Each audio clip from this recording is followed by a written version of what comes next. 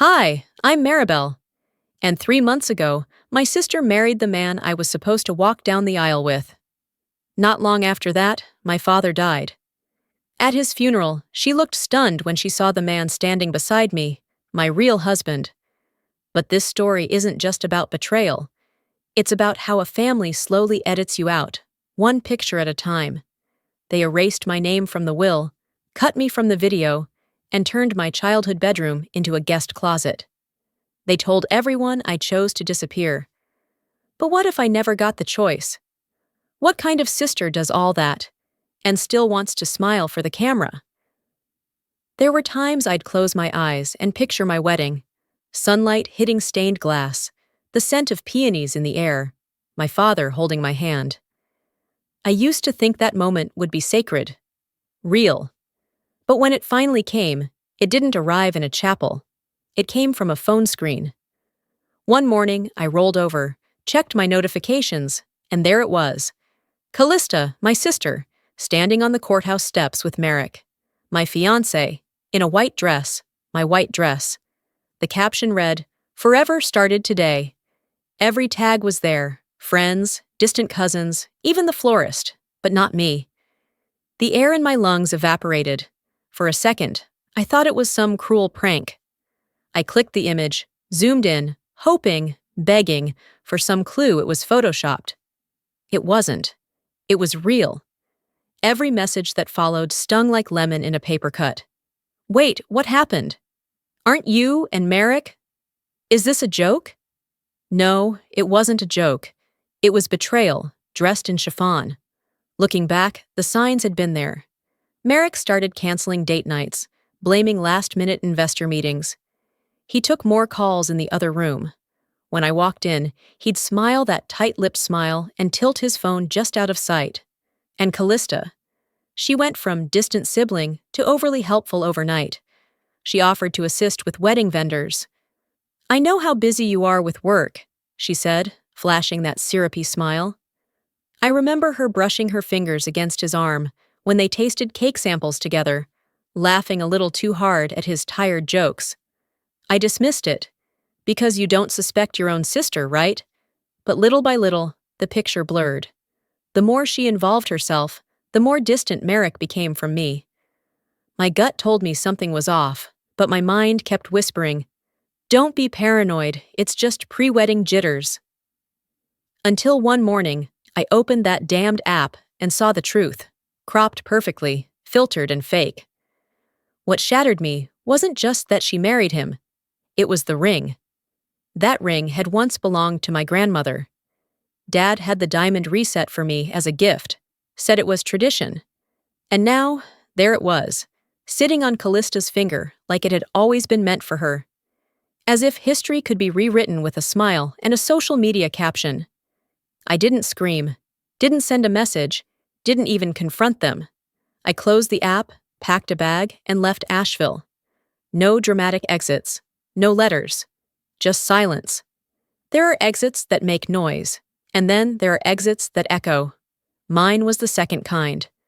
I drove through North Carolina without direction.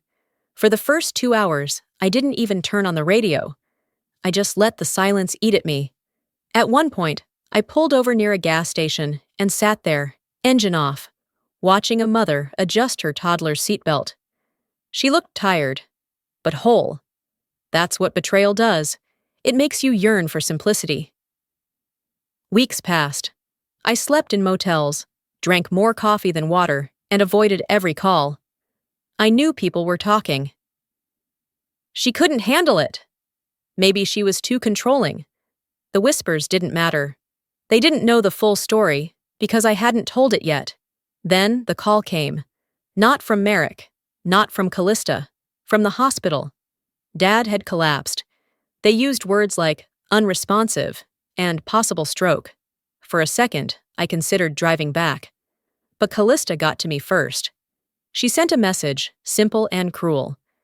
"I think it's better if you stay away. Let's not create more stress." So I didn't go. I stayed away, like a stranger to my own family. I waited for news, but it came late. Dad passed 3 days later. The man who once taught me how to ride a bike, who fixed my sink when I bought my first apartment, died while I sat in a hotel room with blackout curtains drawn. The grief was dense, not just for him, but for what had become of us. I couldn't even call it a family anymore. 3 months passed. One morning, I found a pale ivory envelope tucked under the door of the apartment I was subletting. No return address, but I recognized the handwriting immediately. Callista's. Inside was a printed invitation to Dad's memorial service, handwritten at the bottom in that same practiced pen. "You're welcome to attend. If you've let the past go, let the past go." The past wasn't just something that happened, it was something she carved into my back with precision. I folded the invitation and set it on the table. I wasn't sure what I was returning for: redemption, closure, confrontation. But one thing I knew: I wasn't going back as the girl who left in silence. I didn't go back right away. I drove past the turn to my old street 3 times before finally pulling in. For a while, I sat in the car outside the house, fingers drumming the steering wheel, trying to breathe through the rising pressure in my chest. The lawn, once trimmed with lines straight enough to shame a ruler, was patchy and brown. The front porch light flickered like it had been left unattended for weeks. I stepped out slowly, gravel crunching beneath my shoes. A note was taped to the door. "Key under the mat. Don't wake Dad." Callista's handwriting. The same controlled cursive she used on place cards and donor thank you letters. I let myself in. The house didn't smell like home. It smelled like citrus cleaner and something faintly metallic, like furniture polish trying too hard. The garden Dad once nurtured with precise rituals, coffee grounds for the roses, Epsom salt for the tomatoes, was overgrown, tangled. Even the air felt different, heavier. The next morning, I received an email from Alaric Monroe, our family attorney. Subject line: Rowe Estate Reading. He requested my presence that afternoon. The message was short, polite, clinical. Not a word about condolences. When I arrived, Alaric greeted me with a thin smile and tighter eyes. We met in a conference room that felt too modern for a man like my father. Glass walls, chrome fixtures, cold leather chairs. Callista was already seated, legs crossed neatly, one hand resting over the other, like she was posing for a campaign photo. Merrick sat beside her, checking his watch. Alaric cleared his throat and began. "This document, signed and witnessed, designates the following." I stopped listening after the first sentence. The entire estate, house, business holdings, trust assets, was left to Callista. My name was never spoken. Even the antique pocket watch Dad used to carry, gone. I kept my face still, shoulders squared, but inside, something cracked. It wasn't about the money, it was the message. In the story being told here, I didn't exist. Afterward, I waited until Callista left with Merrick, smiling like a CEO after a merger. Before asking Alaric if he still had a copy of the draft Dad and I worked on together the previous year. He frowned, pushing his glasses up the bridge of his nose. "It was never notarized," he said carefully, "and I was advised to discard it." "By whom?" I asked, though I already knew. His pause said more than any answer would. I stayed quiet, watching him shift uncomfortably. "I'm sorry, Maribel," he said, but his voice lacked conviction. He handed me a copy of the final will. I took it with steady hands. Later that night, I sat in what used to be my bedroom.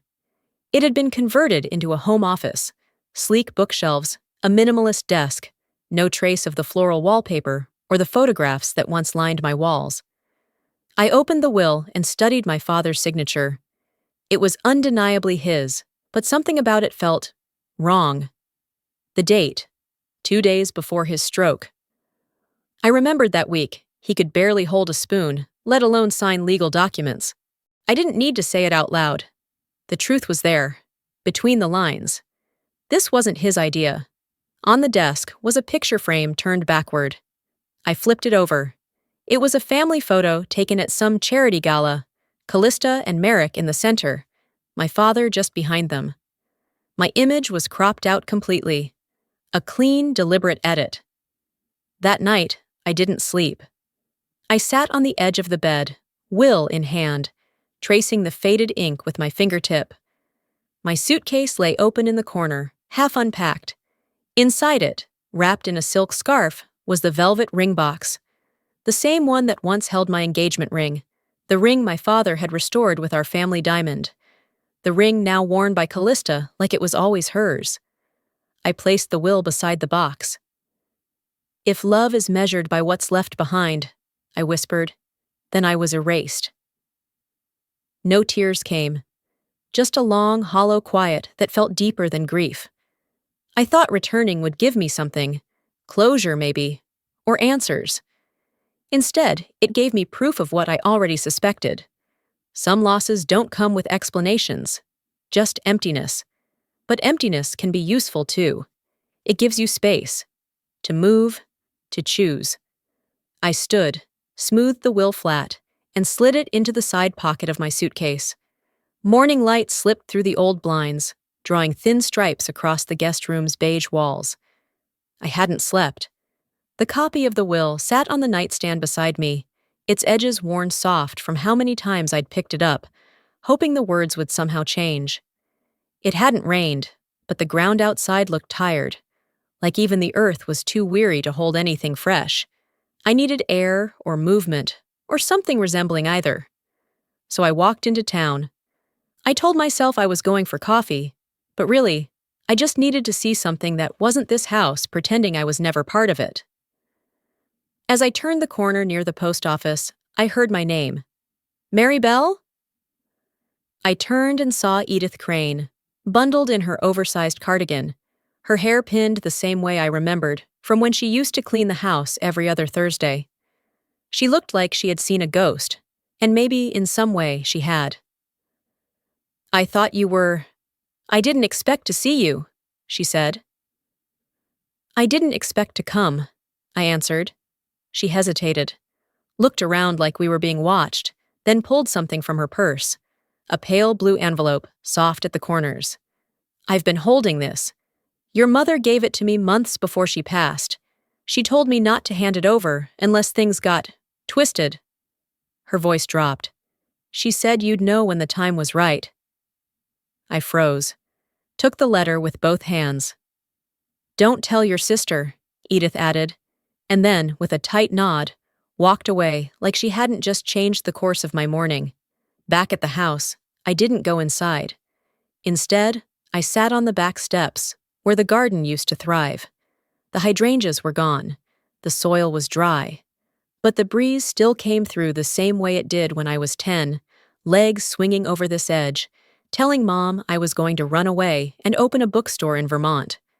I opened the envelope carefully. The handwriting hit me first, my mother's looped cursive, soft and assured. I read slowly, letting each line settle. "My girl, if you're holding this, it means things didn't unfold gently.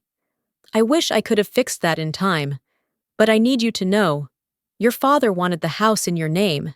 He said it more than once, and I wrote it down in my planner, in case anyone tried to twist it. He was scared of upsetting Callista.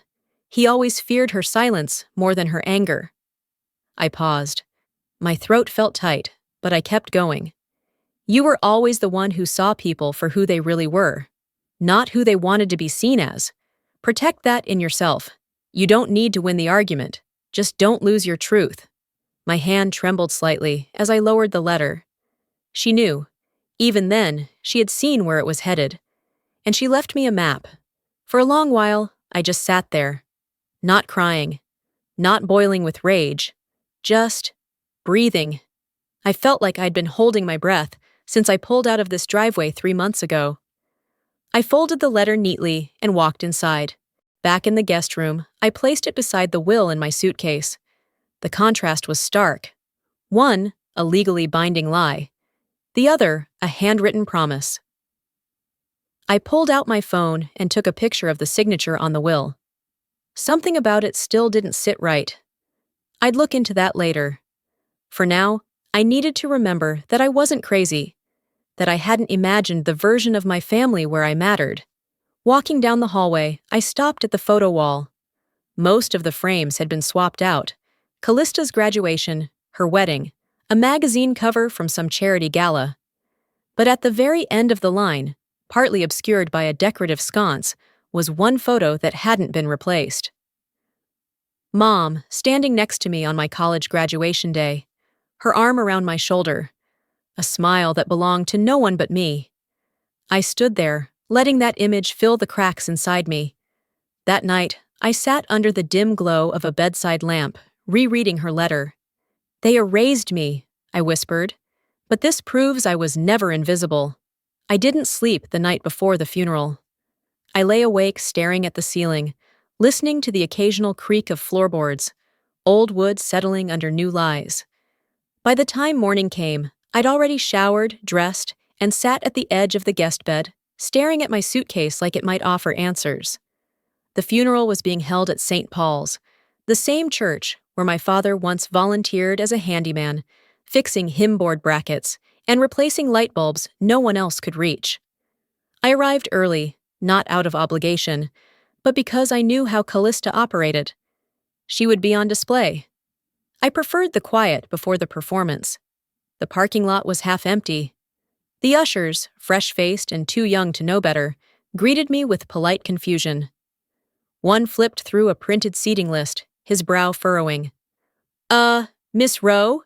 You're in row D, left aisle, 4 rows back." I blinked. "Not with the family?" He avoided my eyes. "That's what's listed." I walked slowly past the other rows, scanning the front. Callista, in a sleek black dress, pearls around her throat like a noose made of privilege. Merrick beside her, somber in expression, theatrical in posture. On the other side of her sat his parents. Even Avon, once my closest friend, was already there, legs crossed, chatting quietly with someone I didn't recognize. Not a single seat bore my name. I took my place in row D. The fabric on the pew was worn, scratchy under my palms. People glanced in my direction. A woman behind me whispered, "Isn't that the sister?" Another answered, "I thought she wasn't coming." Callista rose when the organ stopped. She walked with precision, the kind that only comes from rehearsed grief. A member of the church staff stepped forward and introduced her as the heart of the Rowe family, the one who held everything together in these difficult months. I didn't react. Her eulogy was full of elegant sentences and empty sentiment. She spoke about Dad's strength, his community ties, his support for her journey as a woman entrepreneur. No mention of the man who once taught me how to build a birdhouse, who called me Pumpkin even when I was 32. When she stepped down, I stood. Before I could move toward the podium, a man in a navy suit, likely the funeral director, intercepted me. He leaned in and whispered, "I'm sorry, but all speaking slots were pre-assigned." I didn't fight it. Not here. Not like this. The slideshow began. A montage of family photos flickered on the screen. Callista as a child in her ballet outfit, Callista at her graduation, Callista smiling in Dad's arms. In one group picture from when we were kids, my face was barely visible, tucked behind a curtain and cropped by poor framing. Or maybe by choice. My fists curled against my thighs. They weren't just trying to honor him. They were rewriting him, rewriting us. As the final hymn played, I stood again. This time, no one stopped me. I walked down the center aisle, my heels quiet on the carpet. Eyes followed. I didn't look at Callista, didn't glance at Merrick. I reached the podium and paused, letting the silence settle. "He called me Pumpkin," I said, my voice steady, until his last breath. No one moved. No one interrupted. I didn't stay long. I walked to the casket, reached into my coat pocket, and placed a single daisy, his favorite flower, at the base. Then I turned and walked back down the aisle, slower this time. No one dared speak. Outside, the air was cool and smelled faintly of pine. The wind tugged at the edge of my coat. The reception was being held in the church hall. I considered skipping it, but part of me needed to see it through. Inside, Callista had set up a table labeled Close Family, satin runners. framed pictures, a small sign that read, "Reserved." I walked past it. She stood nearby, accepting condolences like a queen in mourning. I paused just long enough to meet her eyes. "You don't need to erase me to prove you mattered," I said calmly. "But you did it anyway." I didn't wait for her to answer. The sun was beginning to dip behind the trees when I walked through the front door of the house again, this time for the reception. I hadn't planned on staying long, just long enough to nod at a few familiar faces and remind them that I still existed. Inside, soft jazz played from a Bluetooth speaker tucked behind a bouquet of white lilies. The air smelled of vanilla and money. Caterers in black uniforms floated between guests with trays of salmon crostini and glasses of Chardonnay. No one looked directly at me, but I felt the glances, subtle, fast, judgmental. Didn't she leave town? She wasn't even at the hospital. She looks thinner. I heard none of it. Or rather, I refused to let it land. Callista stood near the fireplace, her voice light and charming as she laughed with a pair of board members from Dad's old veterans charity. Merrick was at her elbow, nodding dutifully. Her posture said polished grief. Her earrings said media prep. I walked past them both toward the kitchen, needing something to ground myself. I didn't get far. She intercepted me by the marble island. "I hope today gave you some closure," she said, resting a perfectly manicured hand on a tray of lemon bars. "You seemed collected." "That's good. It means you're moving on." "I'm not sure that's what it means," I replied. Her smile was soft, tight. "Well, it's better this way, don't you think? Less confusion for everyone." I tilted my head. "You mean less truth for everyone?" "Don't be dramatic, Maribel." She took a sip from her glass, gaze flicking past me. "I'm just saying, some stories are easier to manage without all the chapters." I stepped closer, lowering my voice. "I understand exactly what you're doing, but don't mistake my silence for surrender." She blinked once, slowly. "That's what makes this hard. You never knew how to play along." "I was never playing," I said. And then I walked away before she could hand me another line, dressed in concern. That night, after most of the guests had left and the house had quieted, I finally checked my email. One message stood out, forwarded from the funeral director. Subject line, "Appreciation, Maribel Rowe." I opened it. "Dear Miss Rowe, thank you again for generously sponsoring Mr. Gerald Rowe's memorial. Your family and our team are grateful. Your contribution has been acknowledged on the official program distributed to attendees and press." My name. My name was on the sponsorship line. I hadn't paid a cent. I scrolled further. Attached was a copy of the printed program, complete with a headshot of Callista and Merrick, above a quote about legacy. In bold print under Presented By, it read, "Maribel Rowe, beloved daughter." My chest went still. It wasn't enough that they erased me from the photos. They now needed me as a prop, for optics, for sympathy, for show. I printed the email, my fingers cold on the keyboard. Then I found the envelope Callista had given me at the church, with the program inside, and slid the printed invoice into it. I added one line on the back in pen. "Callista builds images. I build cases." Down the hall, I spotted Avon leaning against the doorframe near the coat closet, scrolling on her phone. I held up the program. "You knew about this?" She looked up, then shrugged like it didn't matter. "It made sense. You're the stable one. Your name lends credibility." I blinked. "You mean it looks better?" "Exactly," she said, then added with a smile that didn't reach her eyes. "Come on, Maribel. You've always been the quiet anchor. That's your charm." My hands itched to throw something. Instead, I walked away. I'd let too many things slide, but this wasn't going to be one of them. Back in my room, I added the printout to the growing stack in my suitcase. Mom's letter, the forged will, and now the funeral invoice. I labeled the folder Truth.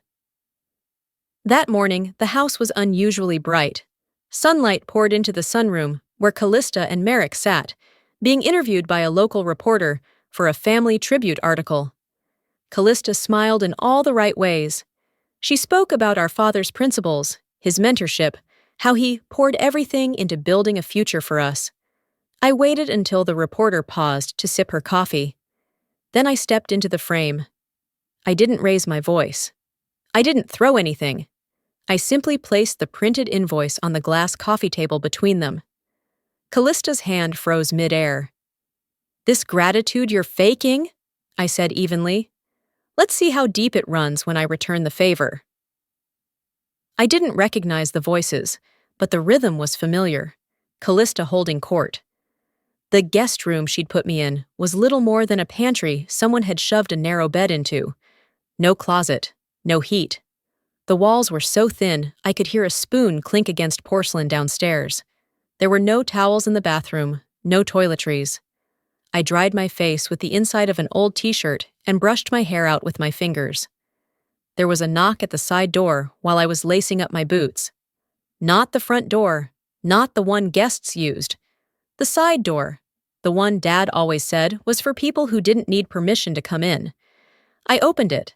Mr. Ellis stood there, wearing the same brown overcoat I remembered from my high school graduation. He looked older now, but his eyes were just as clear. "Can I come in?" he asked, but his tone said he wouldn't stay long either way. I stepped aside. "Of course." He didn't walk past the threshold. Instead, he reached into his coat pocket and handed me a small flash drive. "Your father gave this to me 6 months ago. Said, if things ever started to feel off, if the lies got too big, you'd know when to watch it." I blinked. He didn't trust Callista? Ellis met my gaze. "I think he was tired and scared, but he trusted you." And then he turned and left. I shut the door and locked it behind him, heart thudding louder with each step back to my room. I slipped the USB into my laptop and held my breath. The screen flickered, then loaded a single video file. I clicked play. The footage was raw, shaky, unedited. My father sat at his desk in the study, the one Callista now wanted to turn into a yoga room. He looked thinner than I remembered, paler. But his voice was steady. "If you're watching this, it means I didn't speak when I should have. I want the house to go to Maribel. That was always the plan. Callista already took more than her share. She knows it. I should have made it official sooner. I just didn't want to deal with the yelling." He paused, sighed. "You were always the one who sat with me, who asked about my heart medicine, who noticed when I stopped eating breakfast." I swallowed hard. "I hope this helps you, Pumpkin. I really do." The screen faded to black. I sat there for a moment, absorbing it all.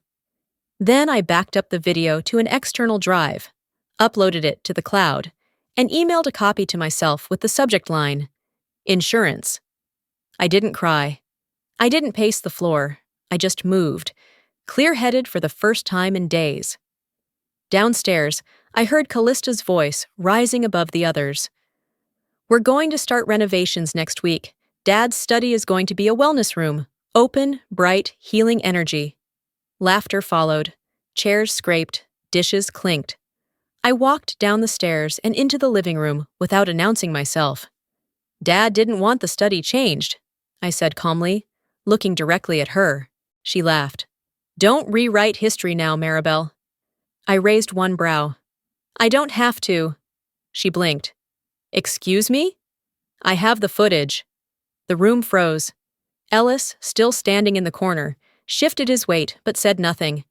Callista's expression didn't crumble. It cracked. A hairline fracture beneath the gloss. I turned on my heel and walked out before anyone could ask what I meant. I didn't owe them an explanation. Not anymore. As I climbed the stairs, my voice rang loud in my own head. I'd warned her once. This was the last time I'd do it quietly. The silence after my last words didn't last long. That's the thing about Callista. She doesn't let anything hang in the air unless she can spin it. By midday, I overheard her in the foyer, half whispering to Aunt Lorna, "You know how she gets. Maribel's always been emotional, especially around attention." Down the hall, Merrick paced with his phone in hand, his jaw set like he was trying to keep himself from saying the wrong thing on speaker. But I knew him too well. He wasn't worried about the truth. He was worried about the truth getting too loud. Callista had arranged a private family legacy feature with a lifestyle magazine from Charlotte. They were scheduled to interview her in the library, the same room Dad had once turned into his reading sanctuary, now rearranged for photo ops with the lighting just right. Guests trickled in. Lawyers, 2 board members from Dad's community trust, even a local real estate developer who once tried to buy the house. I wasn't on the list. They didn't even tell me it was happening. But I knew. Callista was wearing soft gray, like a widow from a Southern Gothic novel. Her hands moved just enough to show the wedding ring, her expressions sculpted in practiced grief. Then came the sound of tires on gravel. A black car pulled up slowly in front of the house. Callista turned her head toward the window. I stayed still, arms folded, watching from the hallway. The door opened. Ellis stepped out in a navy suit, crisp and clean.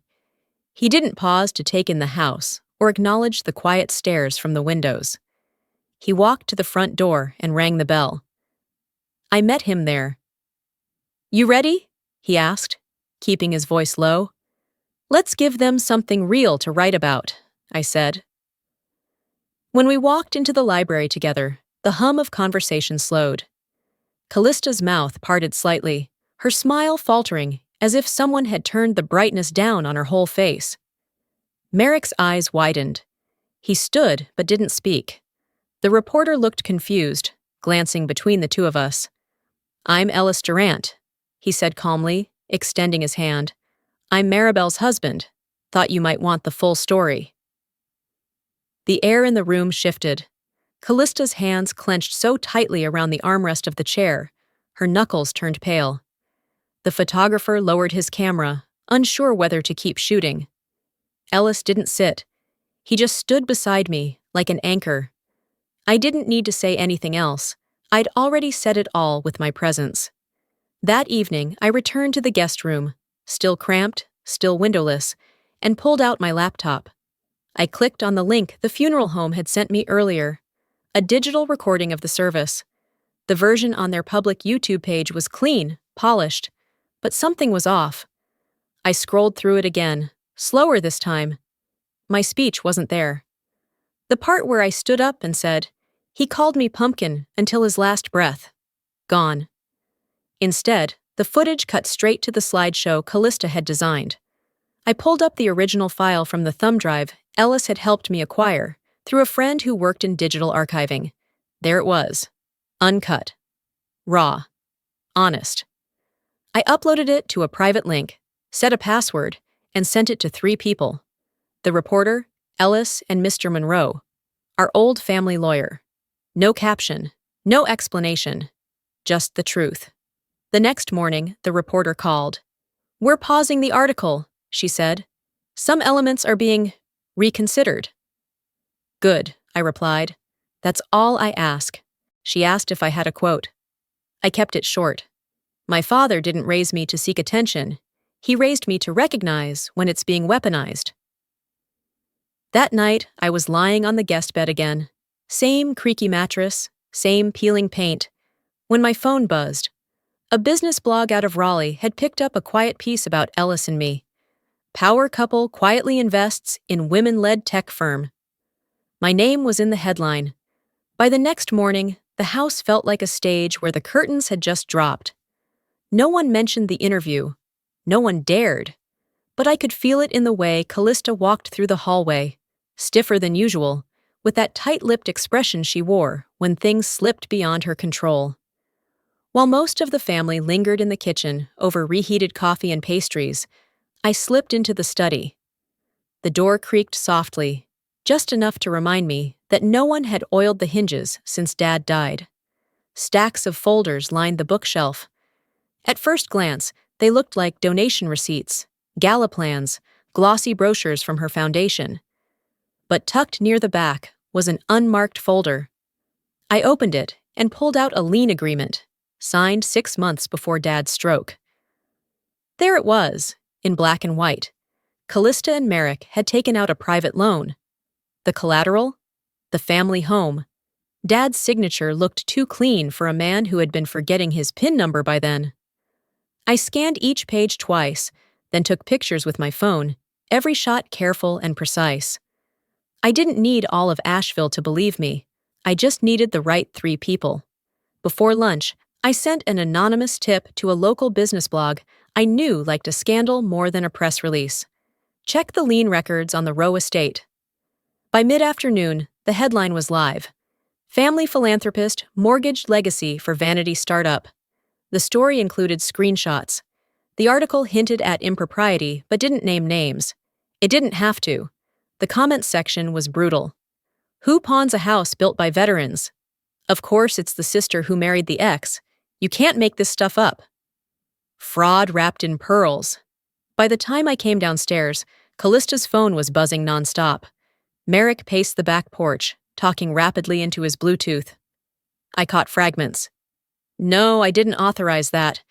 Of course we have the paperwork. It's not fraud unless... Look, I'll call you back. I didn't speak to either of them, not yet. I wandered to the foyer. An album lay open on a side table with a sign that read, "A Celebration of Gerald Rowe." I flipped through the pages. Callista with Dad at the ribbon-cutting ceremony for the community center.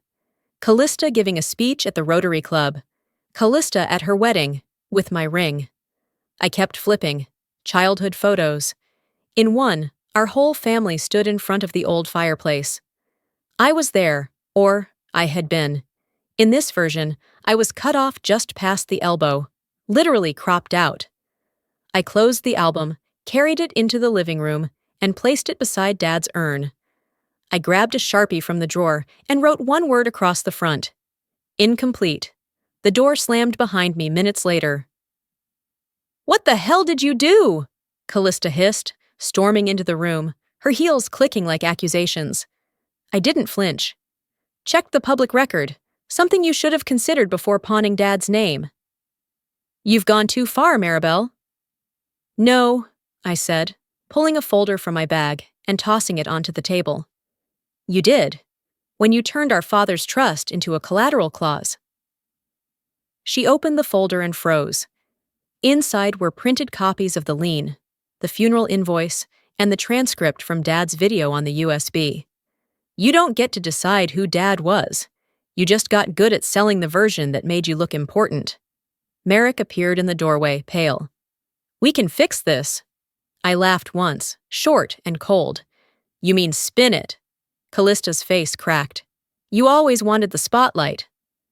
"I wanted the truth to matter," I said quietly. That was the last real thing said in the house that day. By dinner, donors were pulling out of Callista's foundation.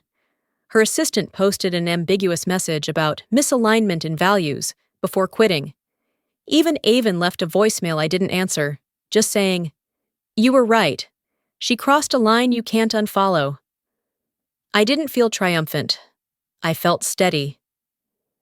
That evening, I walked outside, album in hand, to the garden where Mom used to plant forget-me-nots. The soil was hard, but the flowers had come back, persistent and soft around the edges.